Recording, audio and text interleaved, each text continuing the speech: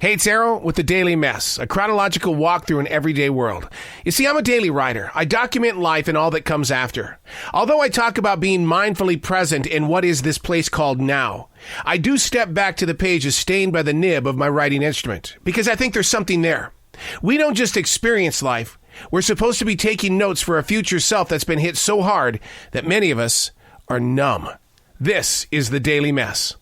Today, I thought we would go back to September 26th, the year 2001, a piece titled Unperfected Ways Inspire Masterpieces. Wow. If that's not like a little message to a future self that says, look, man, quit being a perfectionist. Just let yourself just be.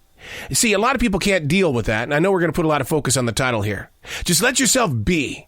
Learning how to just be is that opportunity for you to say, I don't care what other people say about me. I don't want the judgment. And the only way that I can walk through this judgment is just to be. This is who I am. This is why I am. And you know what? Even though I question myself every day that goes by, it doesn't matter because I'm just being. It's a place of comfort. It's a place of discomfort. It's a place of mistakes. It's a place where you just go there and, you just feel something and you can say, you know what? I know what it was like because I experienced it.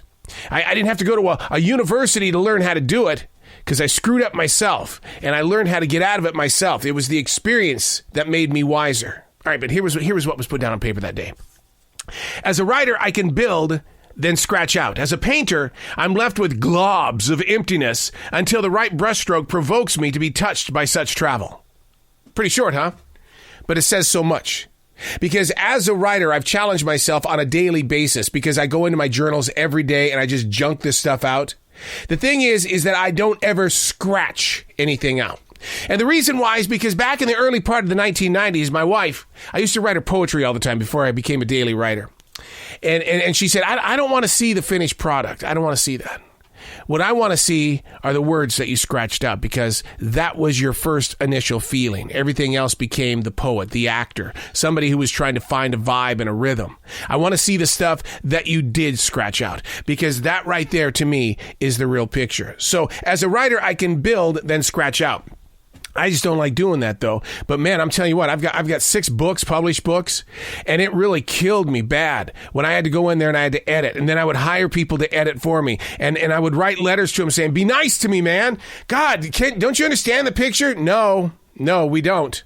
You're building sentences that go so far over people's heads, or you're designing a picture here that they can't see because there's just so much abstract going on here that it's taking away from the story. And so it's like, wow, but I felt that in the moment. Well, your reader isn't feeling that in the moment, which I think is the reason why I like podcasting, because at least I can sit here and share my emotions and maybe enlighten you in a way that says, damn it, I can be like him, man. I'm not going to be a writer hider. You know what that is, right? A writer hider is somebody who writes and then they hide everything. They don't let the world hear or see what it is that they do. But boy, they wrote and they got it out of their system. But what is it serving? You're supposed to be created for the universe, not created for yourself. As a writer, I can build, then scratch out. As a painter, I'm left with globs of emptiness until the right brushstroke provokes me to be touched by such travel. I wish you could see this recording studio because it's blessed with all my paintings from the 90s into the new millennium. And man, every one of these paintings, I can see the thickness of it because I never got it right the first time. I made a lot of mistakes, but you can't go in there and just pour white all over it again. Although I will tell you, and this is how untrained I am. When I would really screw up on a big old canvas that I spent $150 to $200 for, big old 64-incher, man, I would go get some spray paint, white, yeah, and I would just spray paint over what I just did and start all over. I don't know if it was right or not. I didn't. People that buy the artwork and stuff like that, maybe one day they'll scratch through it and say, "Damn, this guy had spray paint on it.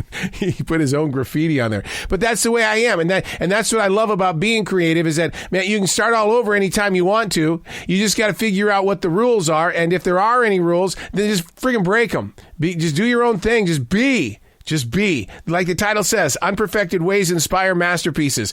Just be. I'm Arrow, and that's your Daily Mess.